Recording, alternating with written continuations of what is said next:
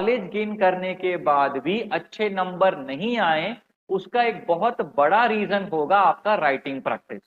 तो आपको अपनी राइटिंग प्रैक्टिस बहुत स्ट्रांग करनी होगी। राइटिंग प्रैक्टिस स्ट्रांग करने के लिए भैया पहले आपको पढ़ना पड़ेगा।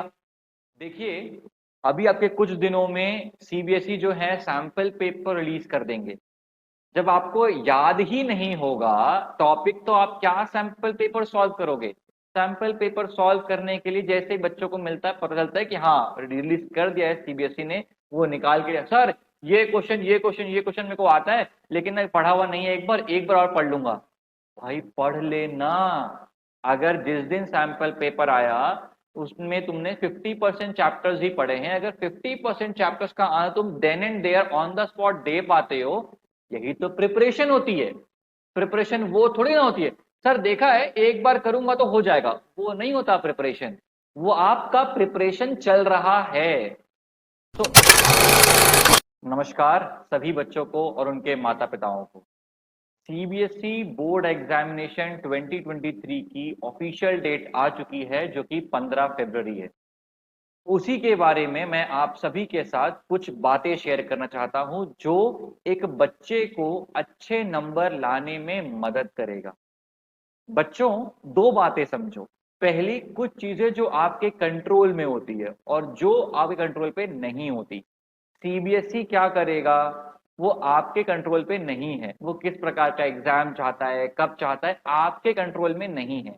आपके कंट्रोल में क्या है कि आपको जो भी अलॉटेड टाइम सब्जेक्ट्स दिए गए हैं, आप उसमें कैसे मेहनत करके एग्जाम में अपीयर करके अपनी कैपेसिटी के हिसाब से मैक्सिमम नंबर खींच सकते हो।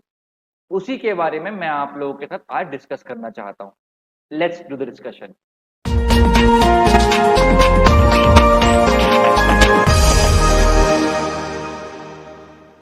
हाँ तो भाई देखिए, यहां पर क्या लिखा है कि सीबीएसई बोर्ड एग्जामिनेशन 15 फरवरी से लेने वाले हैं 2023 में। लेकिन उसका जो टाइम टेबल है, उसका जो डेट है, माना यह जाता है कि वह दिसंबर तक रिलीज कर देगा। दिसंबर तक आप सभी बच्चों को यह पता होगा कि कब एग्जामिनेशन है और कौन से डेट पे कौन सा एग्जाम है, आपको हर सब्जेक्ट में कितना गैप मिलेगा। ये वही बात हुई, ये सीबीएसई करने वाला है। आपका काम है प्रिपरेशन करना। तो प्रिपरेशन के बारे में थोड़ा सा बात कर लेते हैं। देखिए, सीबीएसई करिकुलम की एक खास बात क्या है, उसमें क्या रहता है कि अगर आप क्लास 10th और 12th के बच्चे हैं तो आपको एनसीईआरटी के अलावा और कुछ भी नहीं पढ़ना है। जैसा कि मैंने यहां पर लिखा है, एनसीईआरटी की टेक्स्ट बुक, एनसीईआरटी की एग्जाम्पलर बुक जो सर्टेन सब्जेक्ट्स के लिए आती है, जैसे कि मैथ्स हुआ, साइंस हुआ, उसके प्रॉब्लम्स आप सॉल्व करेंगे। उसके अलावा पास्ट ईयर क्वेश्चन पेपर्स और सैंपल क्वेश्चन पेपर्स। देखिए, पिछले कुछ समय में क्या हो रहा है कि पेपर का पैटर्न काफी चेंज हो रहा है, तो इसलिए सैंपल पेपर की वैल्यू काफी बढ़ जाती है। बिकॉज सैंपल पेपर जो होता है वो आपको पैटर्न बताता है, कितने क्वेश्चंस हैं, कितने टाइम मिलेंगे। लेकिन अगर उसके साथ ही साथ आप सिर्फ प्रॉब्लम को सॉल्व करने के लिए पिछले 5 साल के पेपर को सॉल्व करते हैं, तो इससे बढ़िया कुछ नहीं होता। हाँ, अब यहां पर ये बात कहते हुए एनसीईआरटी टेक्स्ट बुक और एग्जाम्पलर की बात करता हूं। सबसे पहले मैथ्स की बात आती है। मैथ्स की बात करते ही जो कि एक क्या कहना चाहिए इसको, एक नोशन ऐसा है, आइडिया ऐसा है लोगों के बीच में कि भैया मैथ्स तो भैया हमको आर डी शर्मा करना पड़ता है, आर एस करना पड़ता है, कोई सेंस नहीं बनता है। देखिए, जो बच्चा मैथ्स में काफी अच्छा है और उसका इंक्लिनेशन है कि मैं आगे जाके जेई का एग्जामिनेशन दूं, ऑफ कोर्स उस बच्चे को तो आर एस, आर डी, स्टीनगेज, पियर्सन ऐसी कई सारी अच्छी बुक्स हैं, उनको सॉल्व करना चाहिए। जितना बच्चा प्रैक्टिस करेगा मैथ्स में, वह बेहतर होता जाएगा। लेकिन उन बच्चों की बात करते हैं जिनको मैथ्स में प्रॉब्लम है, जिनको कोई आइडिया नहीं है कि वो मैथ्स में आगे अपना करियर बनाना चाहते हैं या नहीं, अपना 11th 12th में सब्जेक्ट लेना चाहते हैं या नहीं। उन लोगों के लिए क्या है कि आप एनसीईआरटी की टेक्स्ट बुक सॉल्व करिए और एग्जाम्पलर बुक सॉल्व कीजिए। एक बार हो गई, दूसरी बार कीजिए, 2 बार हो गई, तीसरी बार कीजिए। देखिए, बहुत साल तो नहीं, कुछ 5-6 साल का एक्सपीरियंस है, नहीं जाता एनसीईआरटी टेक्स्ट बुक और एग्जाम्पलर के बाहर सवाल। RS RD से कोई सवाल नहीं आता, कोई नहीं आता। कोई टीचर कहता है तो नहीं आता, इफ इन केस आ भी जाता है। तो इसके लिए एक छोटा सा मेरा लॉजिक है जो मैं हमेशा अपने बच्चों के साथ शेयर करता हूं, आप लोग के साथ भी शेयर करता हूं। देखिए भाई,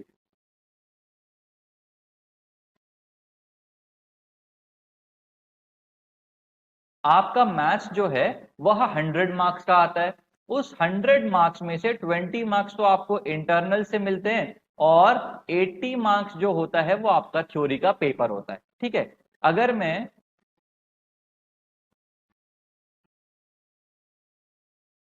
ऐसा मान के चलूं, ठीक है, कि 80% का 90 80 मार्क्स का, सॉरी, 95% कितना हो गया मेरा, वो हो गया अप्रोक्सीमेटली 76 मार्क्स एनसीईआरटी से आएगा।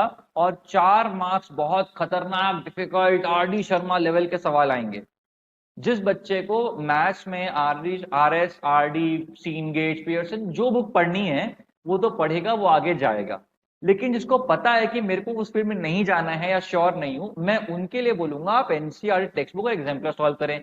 देखिए भैया, ये 4 नंबर के लिए, इन 4 नंबर के लिए आप वो मोटी मोटी किताबें साल भर पढ़ें, हेडेक लें, कोई सेंस ही नहीं बनता है।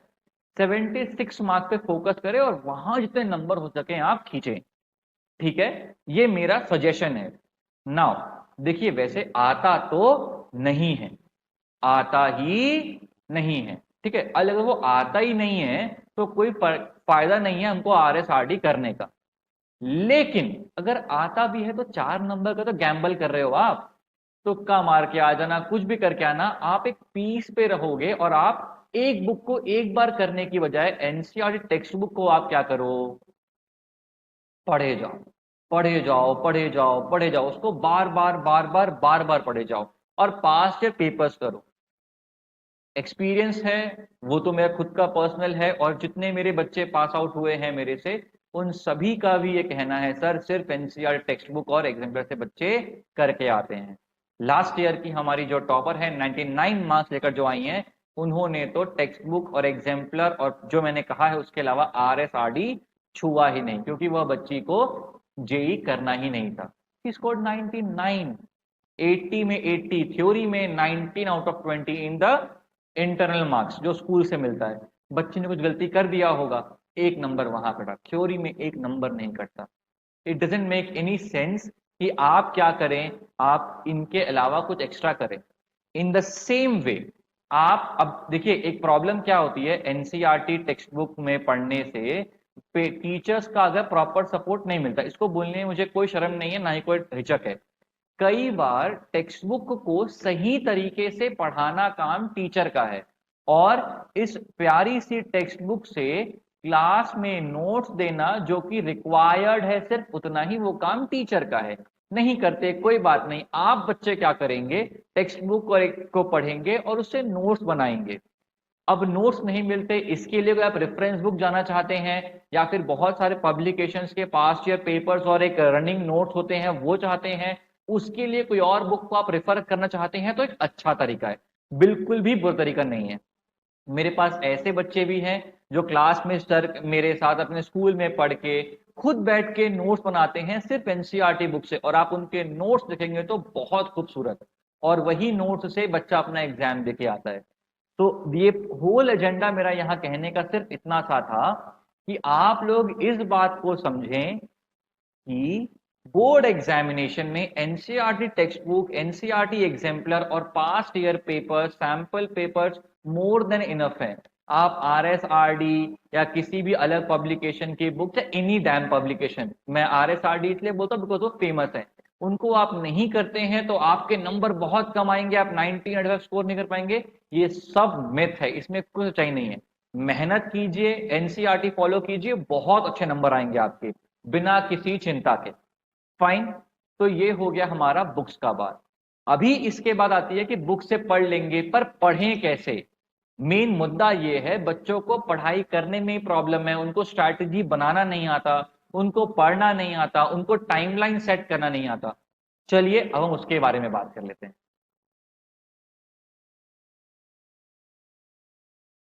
अब हम लोग उस इम्पॉर्टेंट मुद्दे पे आए हैं जो बच्चों के लिए है और माता पिता के लिए है, वह ये है कि हम पढ़ें कैसे, पढ़ाई कैसी करनी चाहिए, स्ट्रैटेजी क्या बनानी चाहिए, उसके बारे में डिस्कशन करते हैं। जैसा आप लोग यहाँ पर देख पा रहे हैं, aspirants of class 10th must complete the entire syllabus as soon as possible. उसको मैं अपने बच्चों के साथ जिनको पढ़ाता हूं, मैं राउंड 1 का नाम देता हूं।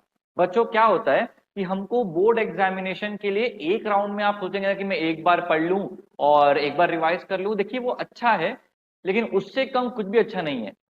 बोर्ड एग्जामिनेशंस इंटेलिजेंस चेक नहीं करता है किसी बच्चे का, वो ये चेक करता है कि एक बच्चा स्ट्रैटेजी कैसी अच्छी बनाता है प्रिपेयर करते वक्त। एक सेट बुक दे दें तो उसको कितने अच्छे से याद करके उसके आसपास के दिए हुए सवालों को अगर हम थोड़ा टर्न करें, ट्विस्ट करें, तो उसको कैसे आउटपुट दे के बच्चा करता है। It is just an good examination which checks your preparation and how you strategize your preparation. ये कहते हुए मैं सीबीएसई को डिमीन नहीं कर रहा हूं। देखिए भाई, सीबीएसई जो करिकुलम है वो एक वास्ट कंट्री को कवर करता है। कहीं पर तो आप देखेंगे रिसोर्सेस की भरमार है, पर कई स्कूलों में, कई सिटीज, कई टाउन्स में तो है ही नहीं रिसोर्सेस। तो इस बड़े से देश को एजुकेशन के लेवल पे एक एवरेज स्केल पे लाकर एक डिसेंट सा पेपर बनाया जाता है, जिसकी आप जितनी तारीफ करें कम होती है बोर्ड एग्जामिनेशन वालों की। ठीक है, तो आपका मुद्दा क्या है कि भैया पेपर बहुत डिफिकल्ट आने वाला है? नहीं, a very difficult paper won't be there for you people. CBSE वो नहीं करेगा जितना मैं समझता हूं। पर हाँ, कभी ना कभी वो किसी न किसी एक सब्जेक्ट को लेकर एक अच्छे अच्छे सवालों की जो नंबर्स होती है वो ज्यादा हो जाती है, तो उसी को बच्चे एक डिफिकल्ट एग्जामिनेशन बोल देते हैं। उनसे निपटने के लिए बच्चों को क्या करना चाहिए? बच्चों को अपना जो प्रिपरेशन होता है वो बार बार करना होता है, एनसीईआरटी बुक्स को बार बार पढ़ना होता है। एक डिसेंट टाइम होता है, इस साल की दिवाली से पहले आप राउंड 1 कर लें। आपके जो सब्जेक्ट्स हैं which is mostly maths, science, SST, English, Hindi, और उसके अलावा बाकी और सब्जेक्ट्स भी होंगे बच्चों के। तो आपके जो भी सब्जेक्ट्स हैं उनको आप दिवाली से पहले एक बार फिनिश कर लें, पूरा पढ़ लें। ठीक है, उसके बाद जनवरी तक आप उसको रिवाइज कर लें। अब ये जनवरी मैंने क्यों कहा है? ये जो रिवीजन का मेरा जो डेट होता है वो मैं हर साल चेंज करता रहता हूं, क्योंकि वो डिपेंड करता है आपका एग्जाम कब है। देखिए, कहा ऐसा जा रहा है कि 15 से आपका एग्जामिनेशन होने वाला है। तो अगर ये होने वाला है जनवरी तक का, आपका एक राउंड की पढ़ाई और रिवीजन कर लेंगे। एक सबसे डिसेंट टाइम अगर मैं बोलूं तो रिवीजन खत्म करने का बेस्ट टाइम है आपका 15 जनवरी। तो आपके पास एक महीना है, एक बार पढ़ाई कर ली, एक बार रिवाइज कर लिया, उसके बाद एक महीना है। उसमें आप राइटिंग प्रैक्टिस, हाँ अभी पॉइंट नंबर 3 पे आऊंगा, उसके बाद पे आएंगे। राउंड 1 राउंड 2 जो होने के बाद, रिवीजन के बाद आप एक ईज पे हो गए, तो आप पास्ट ईयर पेपर्स करेंगे, रिवीजन करेंगे, और कुछ आपका भूल गए उसको फिर से रिवाइज करेंगे। ठीक है, बहुत सारे योद्धा बच्चे होते हैं। जब मैं आपको बता रहा हूं ना कि आपका राउंड 1 खत्म होना चाहिए, बहुत सारे योद्धा बच्चे होते हैं जो मेरे रिवीजन के टाइम पे राउंड 1 करते हैं। अब मैं उनके बारे में कुछ नहीं कह सकता, अब वो उनका वही टाइम है प्रिपेयर करने का, उनकी आंख तब खुली तो अब वो तब पढ़ाई शुरू करेंगे। लेकिन जिनकी आंख खुल चुकी है या आज भी जिनको लगता है कि पढ़ाई करना शुरू करना चाहिए, बोर्ड में अच्छे नंबर लाने चाहिए, वो लोग क्या करेंगे? दिवाली से पहले अपना प्रिपरेशन कंप्लीट करेंगे, रिवीजन करेंगे। अब रही बात पॉइंट नंबर 3 की, जो है राइटिंग प्रैक्टिस। आप इसको देखिए इस तरीके से, जो अभी 10th क्लास में है, आपके पिछले 2 साल क्लास 8 और 9th online exams, offline online hybrid के बीच में फंसी रही है। आप लोगों की राइटिंग प्रैक्टिस बहुत कम है। तो आपके नॉलेज गेन करने के बाद भी, आपके नॉलेज गेन करने के बाद भी अच्छे नंबर नहीं आए, उसका एक बहुत बड़ा रीजन होगा आपका राइटिंग प्रैक्टिस। तो आपको अपनी राइटिंग प्रैक्टिस बहुत स्ट्रांग करनी होगी। राइटिंग प्रैक्टिस स्ट्रांग करने के लिए भैया पहले आपको पढ़ना पड़ेगा। आप राउंड 1 जब पढ़ रहे हैं तब भी आपके जो चैप्टर्स कंप्लीट हुए उसमें से वहां पर भी आप क्या करिए? राइटिंग प्रैक्टिस कीजिए। Write as much as you can write. उसके बाद रिवीजन करने बैठ रहे हैं, लिख लिख के याद कीजिए, लिख लिख के याद कीजिए। कई सारे बच्चे ऐसे थे, जो मैं खुद भी था अपने स्कूल डेज में, कि मुझे लिखने से नहीं, मैं एक बार पढ़ लिया याद होता था। अच्छी स्ट्रैटेजी है, पर क्या होता है जब आप एग्जाम देने जाते हैं, अगर आपका थोड़ा मिस हो गया कोई पॉइंट तो वो भूल जाते हैं।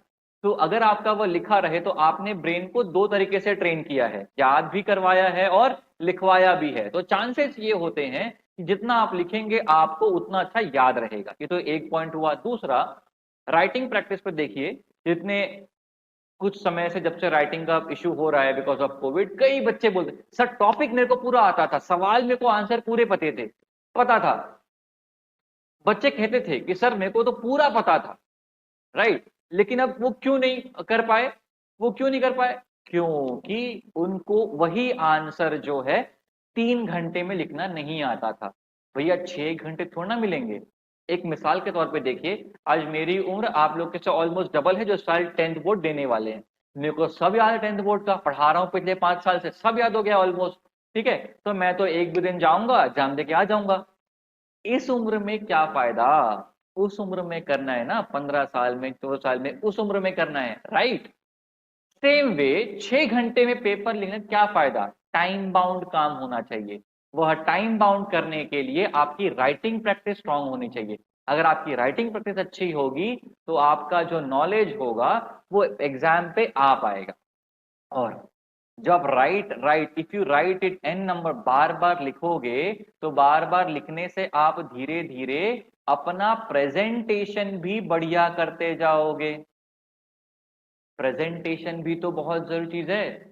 अब एक बहुत सिंपल सी बात आप लोग सब जानते भी हैं, जब भी डिफरेंस के सवाल आते हैं उनको कॉलम में लिखना चाहिए, पता है सबको है।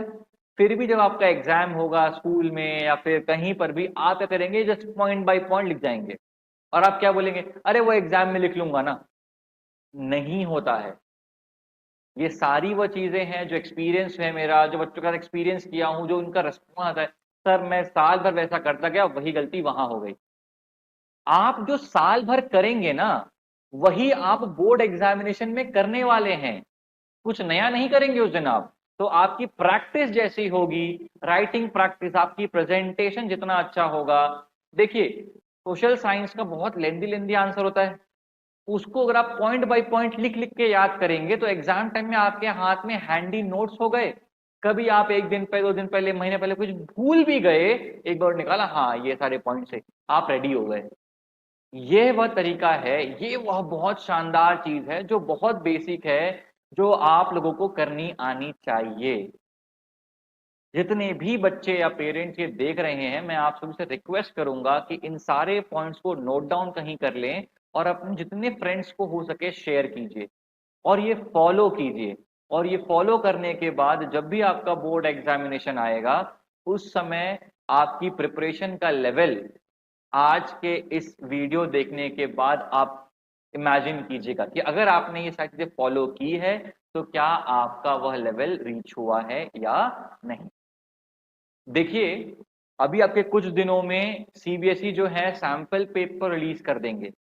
जब आपको याद ही नहीं होगा टॉपिक तो आप क्या सैंपल पेपर सॉल्व करोगे? सैंपल पेपर सॉल्व करने के लिए जैसे ही बच्चों को मिलता है, पता चलता है कि हाँ रिलीज कर दिया है सीबीएसई ने, वो निकाल के, सर ये क्वेश्चन ये क्वेश्चन ये क्वेश्चन मेरे को आता है लेकिन मैं पढ़ा हुआ नहीं है, एक बार और पढ़ लूंगा। भाई पढ़ लेना। अगर जिस दिन सैंपल पेपर आया उसमें तुमने 50% चैप्टर्स ही पढ़े हैं, अगर 50% चैप्टर्स का आना तुम then and there on the spot दे पाते हो, यही तो प्रिपरेशन होती है। प्रिपरेशन वो थोड़ी ना होती है, सर देखा है एक बार करूंगा तो हो जाएगा, वो नहीं होता प्रिपरेशन। वो आपका प्रिपरेशन चल रहा है। तो आप किस स्टेज में आपको रखना चाहते हैं उस पर डिसाइड करो। प्रिपरेशन चल रहा है या प्रिपरेशन हो चुका है? जिसका प्रिपरेशन हो जाता है, एक चैप्टर के ऊपर उसका सवाल आया वो आंसर लिखना शुरू करता है, पूरी बुक हो गई तो पेपर आया वो लिखना शुरू करता है। ये वो बहुत छोटी छोटी इंपॉर्टेंट चीजें थी जो यूजुअली हम भूल जाते हैं, नहीं कर पाते।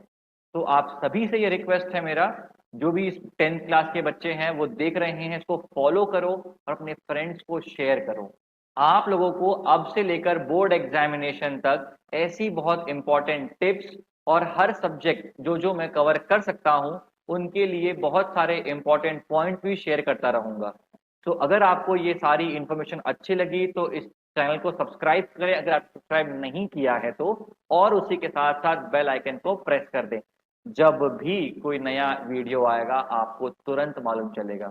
और ये मेरा अश्योरेंस है सारे 10th वाले बच्चों से। आज जो ये वीडियो आप तक पहुंचा है, जो रिलीज हो कर दूंगा मैं आज शाम तक, आज से लेकर बोर्ड एग्जामिनेशन तक जो भी इंफॉर्मेशन, जो भी टिप्स होंगे, जो मुझे लगेंगे बच्चों के काम के हैं, वो आपको फटाफट से यूट्यूब के इसी चैनल पे मिलता रहेगा। If you have enjoyed, loved and learned something, keep sharing. Take care.